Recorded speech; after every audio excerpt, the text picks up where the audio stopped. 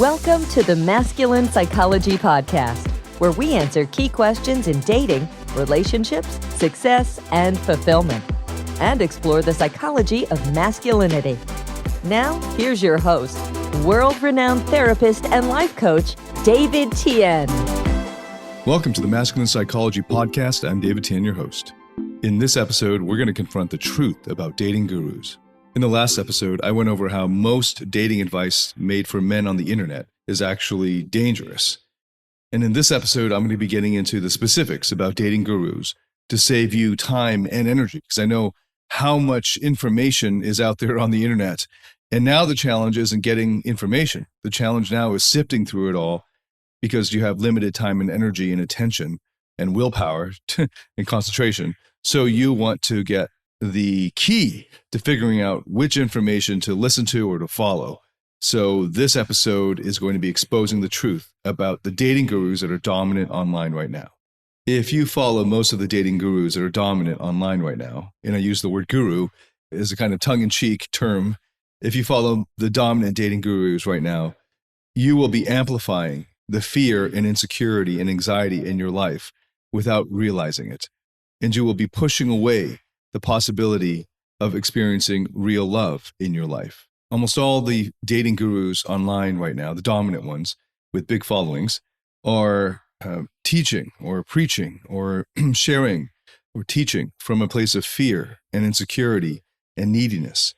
And their strategies and tactics and advice will only amplify whatever fear and insecurity and neediness already exists in you. All right, so let's get into it. I've got 6 points here, and the first 3 points are to give a kind of historical background. I think it's very important to understand for making sense of the deep insecurity, the sort of underlying neediness that afflicts most of the dating gurus currently dominant online. So the first point and the first phase of dating gurus is what I'd call the PUA phase, pickup artists. And it's sad that this phase has passed. In a way, it's sad because this was the phase of the lovable losers, in a way. We were first introduced, the world was first introduced to PUAs from the award-winning New York Times best-selling book by Neil Strauss, one of the most prolific and award-winning authors alive right now, who wrote the book, The Game. I'm saying all of this as background because I've recently come across guys who have been coming to me for advice who don't know. I've never even heard of this book. The day before I read Neil Strauss's The Game, I had met my first in-person dating mentor in this area of dating and attraction. And then the next day devoured Neil Strauss's book, The Game, in like a day and a half. And that set my life on a whole new trajectory, as you can imagine if you know my background. So this is a big deal. This book is sort of like a milestone. And it set off or popularized the underground community of guys trying to understand dating and attraction and getting it out to the mainstream. And that first group of pickup artist teachers and instructors that were the subject of Neil Strauss's book is depicted so beautifully in the book, The Game, as these lovable losers in a way who compensated for their insecurities in all the wrong ways, or at least ways that were psychologically unhealthy. And you can see this in the book itself, in the story of the book, where all of these high-level dating instructors and dating gurus end up fighting against each other and splitting apart into these little factions. And Neil Strauss himself, along with his closest teacher, Style and Mystery were their usernames back then, their monikers. And Neil Strauss, as Style, showed how this journey into figuring out the dating and attraction dynamics was born out of their own insecurities and lack of self-worth. And the story ends with finding what he believed at the time to be love. And the sad thing is, the whole book wasn't, in fact, about love. It was about the wrong ways of trying to get love for yourself and love from women.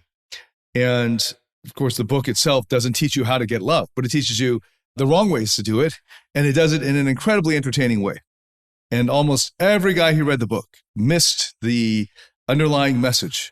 But of course, Neil Strauss didn't do much to discourage this misinterpretation of it, misreading of it. and continued to sell pickup courses for years afterwards until he published a book called The Truth, which is about him actually confronting his childhood trauma. And it's actually pretty deep psychologically, presents lots of psychotherapeutic concepts and gets into addiction, a lot of addiction treatment and therapy and so forth. I highly recommend that book, especially for the guys who are confused about why any man who can have it all when it comes to women would be tempted by monogamy. So that's the first wave of dating gurus, the pickup artists. And the first generation of pickup artists were depicted in Neil Strauss's book. This includes Eric von Markovic and Neil Strauss himself, his style. I'd also recommend, so I actually don't recommend you following their particular approach, which is a routines-based approach with lots of memorization required. And if you actually are good at it, it's difficult to do. But if you actually do master it, it can lead to a kind of robotic responses with women, and especially an opening when you're just blurting out long paragraphs worth of canned routines. I don't see anybody doing that anymore or recommending it or teaching it. So that's an improvement. However, this period, and I said that first generation and the second and third generations, I would put myself somewhere in the second and third generation of pickup artists, teachers, improving on what came before.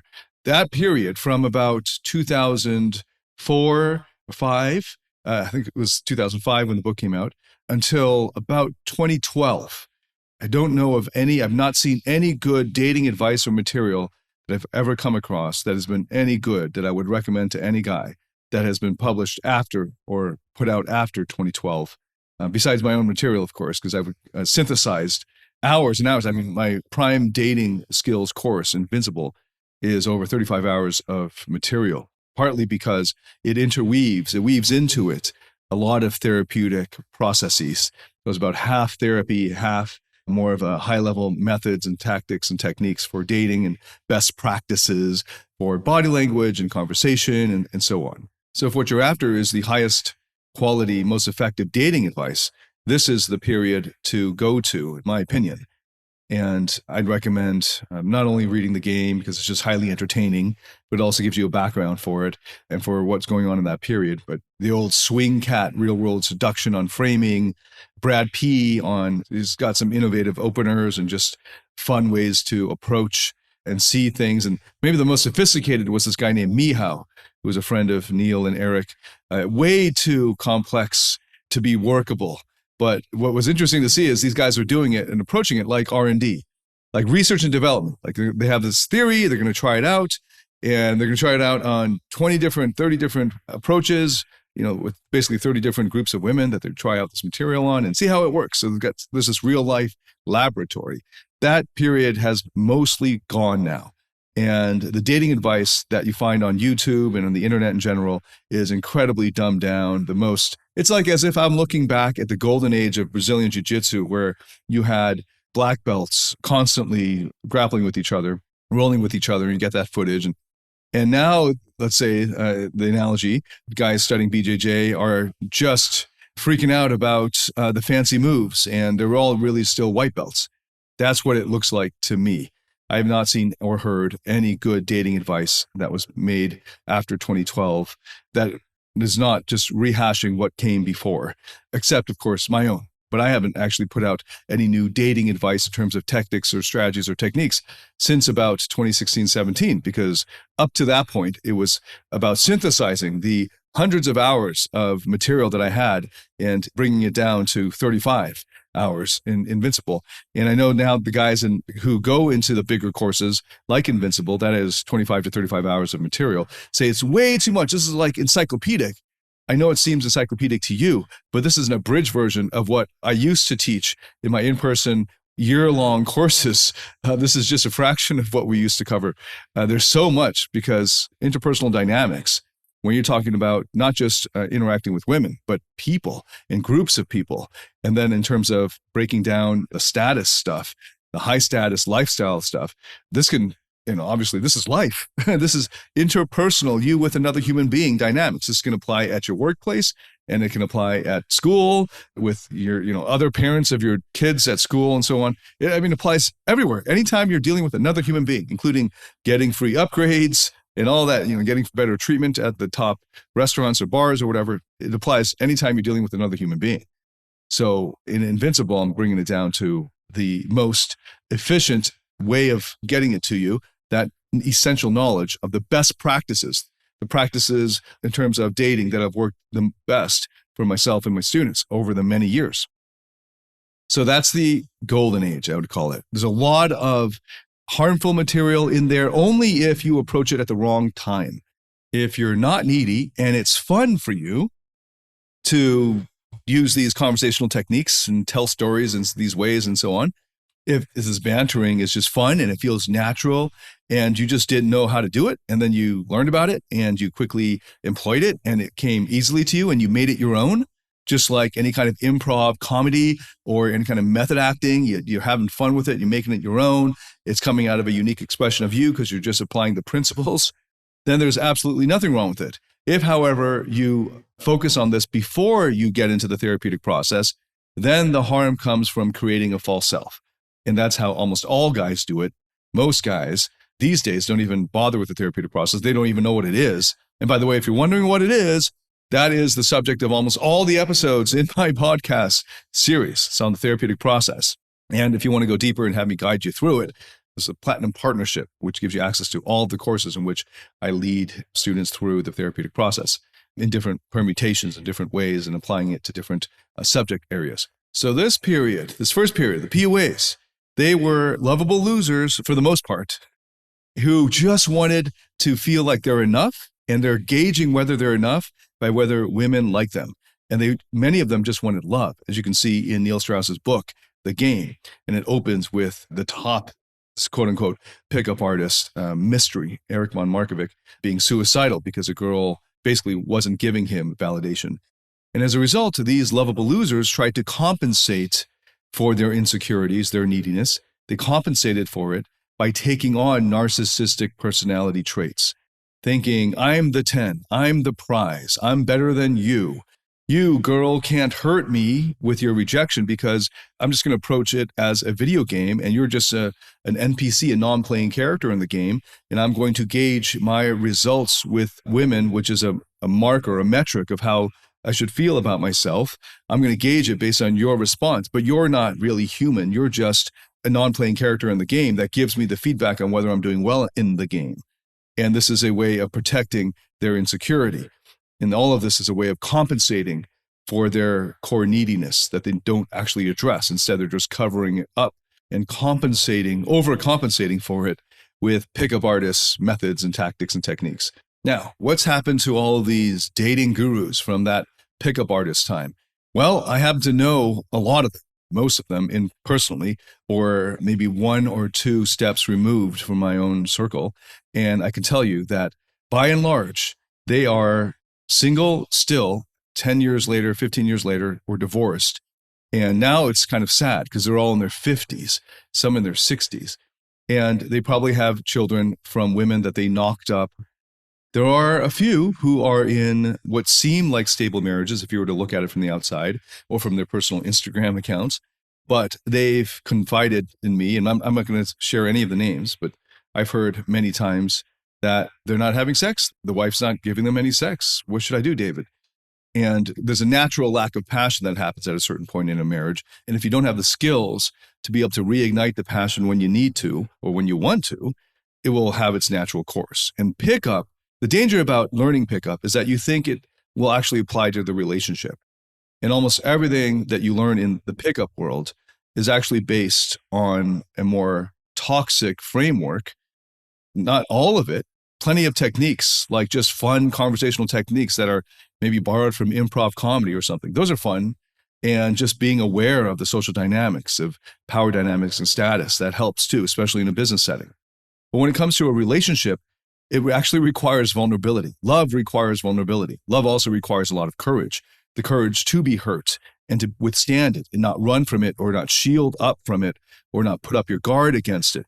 And it also attracts into your life a certain type of woman. And actually, this is supposed to be point 4, but I think it falls very neatly here. So I'm going to make this point 2. The women who fall for these men. And just to preview the next 2 points, because I want to refer to them because they also apply here. The second phase after the pickup artists are what I like to call the red pill and largely rednecks. That's sort of red pill rednecks. It's got a ring to it. And then after that is this sort of insecure alphas that you see online dominating the new platforms like TikTok. I'll get to those two in a minute. But just a note about the women who fall for these men, because they wouldn't be able to get a following among other men unless they were able to have women fall for them, or at least have the semblance of women falling for them. And that leads to the question of what women would fall for such immature men. So I'm going to point out the immaturities in the red pill rednecks and in the insecure alphas on TikTok.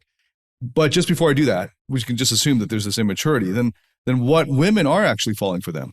And it's interesting because if you're immature, you can already make conclusions or have hypotheses, working hypotheses that you can develop based off of who they're attracted to or who they have in their circles, who they like and are drawn to naturally.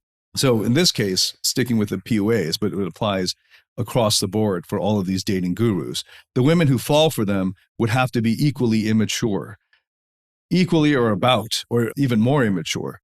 These are, in the old PUA parlance, LSE women, low self-esteem. A better term for it would actually be low self-worth women. They might look like they have self-esteem on the outside. They're quite arrogant or proud of themselves. And if you take that as a superficial understanding of the term self-esteem, then you might think they have high self-esteem. But actually, it's born out of a toxic insecurity. Right? It's actually low self-worth. And they also would share similar values, narcissistic values, wherein they're judging or measuring themselves as toxic achievers would based on external markers like how hot or physically attractive they are, or how much money they have, or how high status they are. And this leads to a ruthless world, a world in which there is no quarter and no compassion and no true goodness, because it takes no merit, no virtue whatsoever to admire the admirable, to esteem the esteemed. So a low-functioning teenage boy with Down syndrome who's got a big heart and is open to kindness and compassion and loves his puppy and wants to be kind to strangers.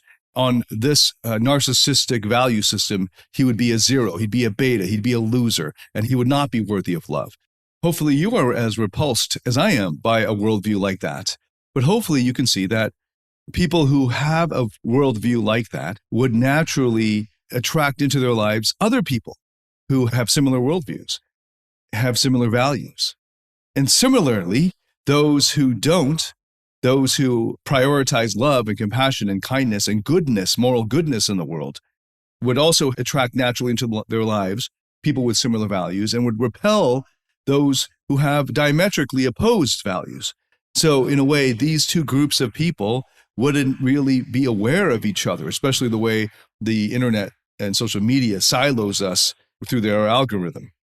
And so it becomes easy for those who are in their world of hate or their world of ultra competition and a world without love and without compassion and without moral merit, and it's just red in tooth and claw, that they start to see that everyone else also believes the same or they're only losers. So those are the women who fall for such men, and of course, their relationships fall apart. And the vast majority of dating gurus in the PUA vein have had horrible relationships that blow up in very dramatic fashion. And it's a kind of marriage where there is a kind of rapprochement of an agreement that will stick together for whatever reasons, maybe they're children, for practical reasons, the passion's gone, the kind of life of quiet desperation. But for the most part, because these guys have made a career out of saying, screw you, I'm going to do it my way, right? That's the PUA approach. Most of them have just divorced, and this is the result, right? So they've set up their lives with this compensating, compensatory narcissism, and they carry that into their relationship. And since compensatory narcissism is based out of a toxic shame and this fear and insecurity and neediness, it will necessarily sabotage a relationship that is supposed to be about love, because love requires vulnerability, and it is in fact based on that. It's required, and it requires the courage to be vulnerable.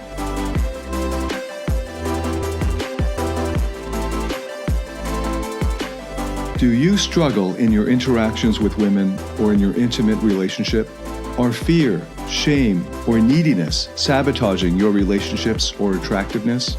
In my Platinum Partnership Program, you'll discover how to transform your psychological issues, improve your success with women, and uncover your true self.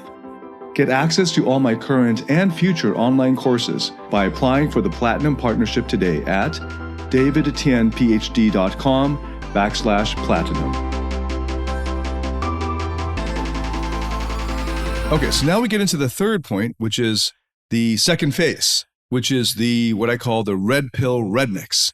These are red pill guys who are largely coming from, more country folk, more of the gun-toting, the stereotypical gun-toting Republicans. And this is a very misogynistic approach to dating. There wasn't any innovation, as far as I could see, in terms of dating dynamics and just improving your results in dating. They were more concerned about getting revenge on women who cheat and lie. So they were hypersensitive to any kind of loyalty or disloyalty cues of her cheating or lying. And they almost all came from the pain of being cheated on or lied to. And then instead of growing from that, they armored up and they tried to tell other guys to armor up so that they could stick it to the women in general. Right? So this actually evolved into, or maybe fed into, or assimilated a much stronger misogynistic bent. First time I encountered the red pill rednecks type of approach was at the 21 convention. The last time I was there in person, and I was shocked that like half the speakers at least were of this approach. And then it wasn't a surprise when a few months later, the entire channel and the entire company or whatever account went in that direction and tried to paint me in a bad light, but that's to be expected. I have made some content in the old Man Up Show series, and I might come back to the Man Up Show series if I do video podcasts again. Just saying, just look out for that. But I have done content on Red Pill with Steve Maeda, who has had even more experience with it, with grappling with these types of dating gurus than I have, and especially in person. So I recommend that you check out those videos on Red Pill from the Man Up Show. I haven't done much more on Red Pill rednecks because most of my audience are like me, a coastal liberal. In fact, I'm Taiwanese Canadian, so I'm like very international. And as a result, when I polled the audiences and new contacts coming into our list and so on, most of them had not heard about the red pill. So I wasn't going to tell them about it as I dismantle it. So I just sort of left that alone. But that's phase two. And I was getting a lot of comments on YouTube at the time, up until about last year, telling me PUA is dead. It's now replaced with red pill. And that was sad because of the misogyny in it. But I thought, culturally speaking, this wouldn't resonate as much with my audience because of the cultural gap or disconnect. And now this third phase is the one that I've been getting a lot of requests to do content on for the past year or so, especially in the last several months. And there are channels like Fit and Fresh and a guy named Andrew Tate that I've been getting requests over email and comments and through Messenger and all that to do content on. And I haven't been able to stomach watching a whole lot of it, though I do find some of it highly entertaining, which I'll get to in a bit. But what I have noticed is the way that especially guys like Andrew Tate sell it is it's now dovetailing with a lifestyle emphasis. And they're getting a lot of leads and getting attention from, it seems like, showing off the trappings of the young entrepreneur or basically the young businessman. So they're showing off fancy cars, watches, that sort of jet-setting lifestyle. And that was always there as an undercurrent in the PUA world, though it wasn't being exploited until several years into the PUA industry. For the most part, the PUA industry was selling how to improve in your dating skills. And then towards the end, and like say the third generation or so, it sort of morphed into transitioning into teaching you how to become location independent and have your own sort of digital nomad lifestyle. And this is also dovetailing with another book that was published around the same time called The 4-Hour Workweek. It was published a few years after the game. And then that was one way that many PUAs, and power to them, many of the PUAs in the first, second, and third generations, after they had a few years as PUA coaches, transitioned into entrepreneurs and digital nomads who were making millions of dollars a year And some of them have actually created very successful and legitimate companies that have exited for some millions.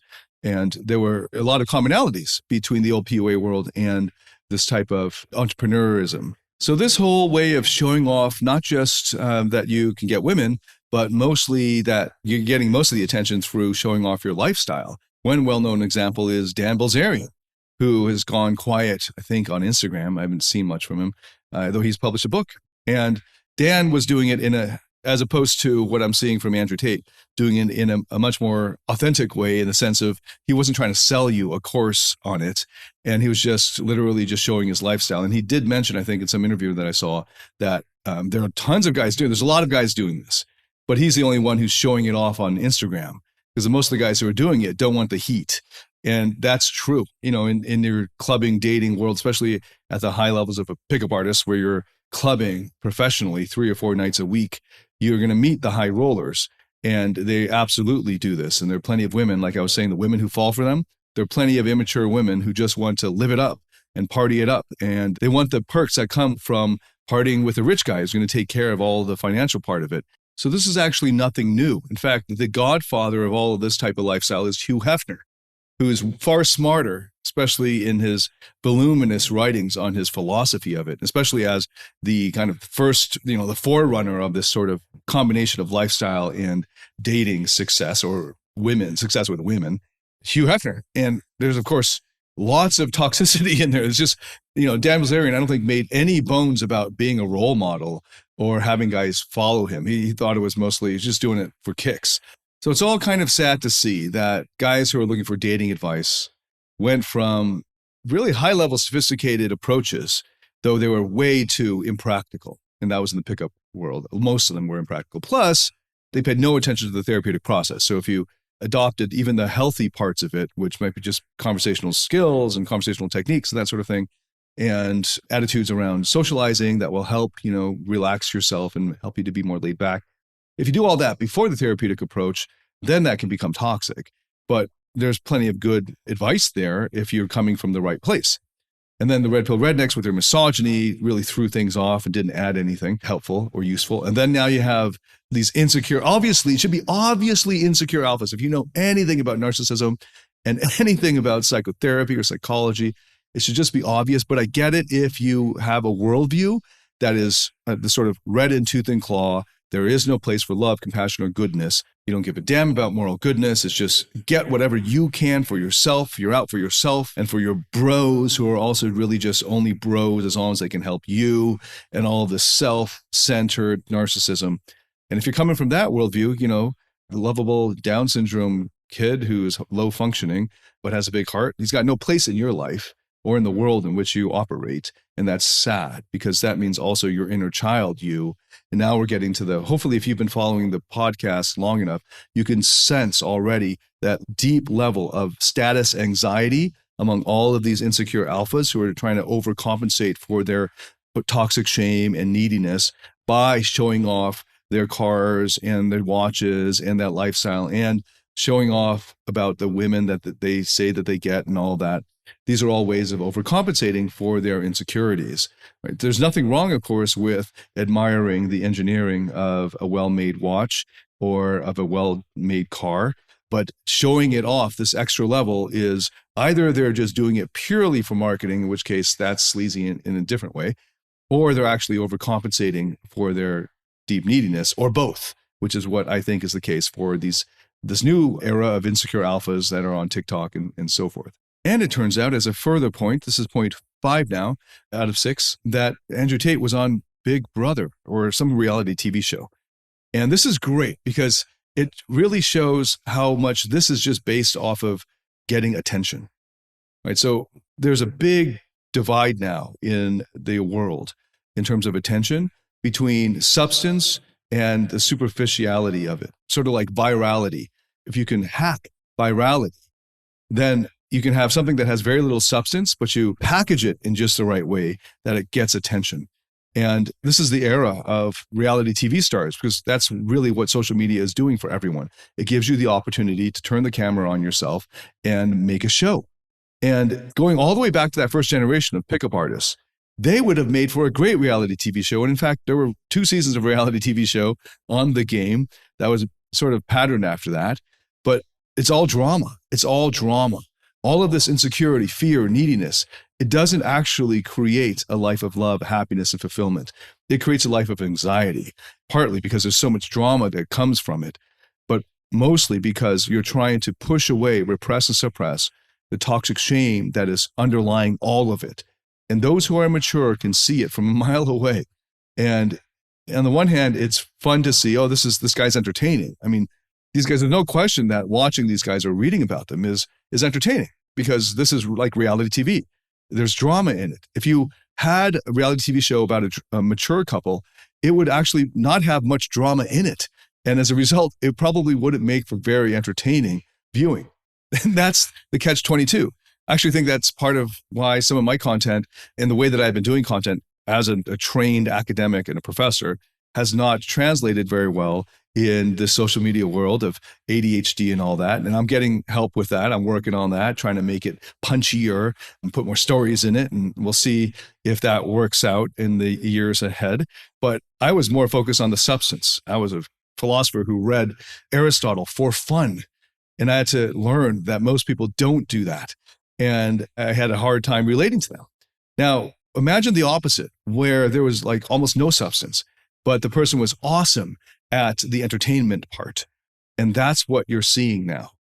And I don't know if that's ever really going to change. So the onus is on me and any other type of artists or who see our work as a kind of art, and the substance in it and the content is the most important thing, to make it more entertaining in order to relate to the masses. But these are the type of guys who relate to the masses just normally, but we have no content there. There's nothing really there underneath it. And they're just showing off this lifestyle. And just pay attention to that. You can see the drama. The drama will give you a clue as to the mental health of the people involved. And the more drama there is, most of the time, the more are these issues that are unresolved, that are being worked out or not worked out, that are just being turned over and over in this cycle of more toxicity. And that's what you see, sort of reality TV drama that's being played out. And the suckers are the guys buying into it.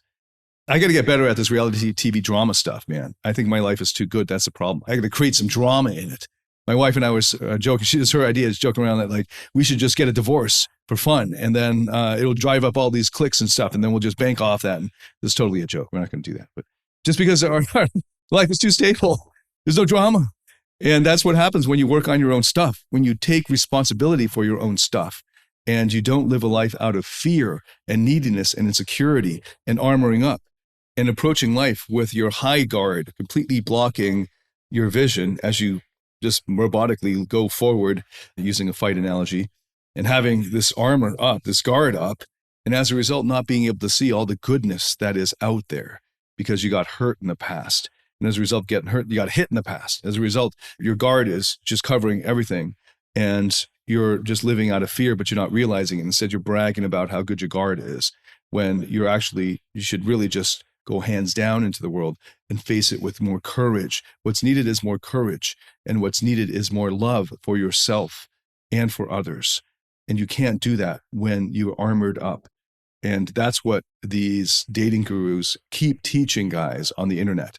And it's all flash and superficiality and no substance. I know because I went through all those phases. I went through the PUA phase. Obviously, I've written about it, talked about it so much. And then I also went through about 6 months of a red pill phase. That's why I know that material, old school red pill, like the Solomon blog and that sort of thing, that kind of Return of Kings kind of red pill. Not this more misogynistic red pill, though that's already pretty misogynistic.